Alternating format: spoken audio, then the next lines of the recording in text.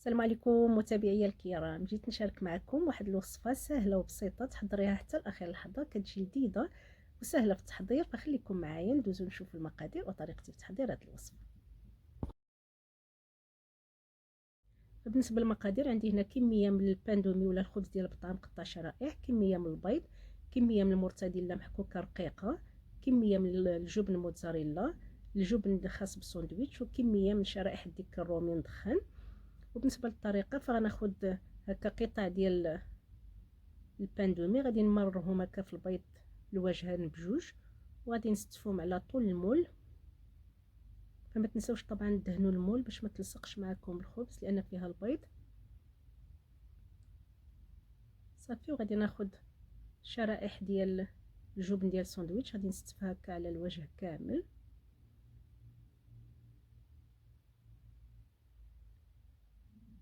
نحاول نقاد داك الجوانب.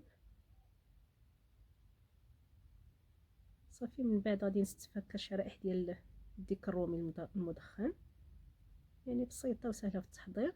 غنضيف من بعد المرتديلا هكا محكوكه على الوجه كامل. غنضيف الجبن ديال الموتزاريلا،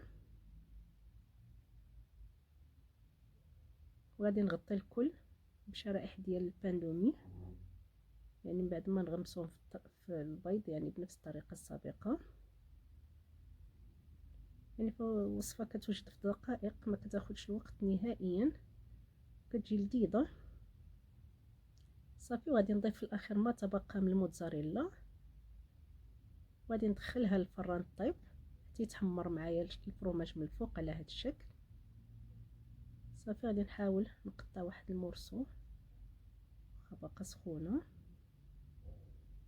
صافي، وهذا هو الشكل النهائي ديالها، فكتجي رائعه. كنتمنى تجربوها وما تبخلوش عليا بتعليقاتكم، والى فيديو قادم باذن الله.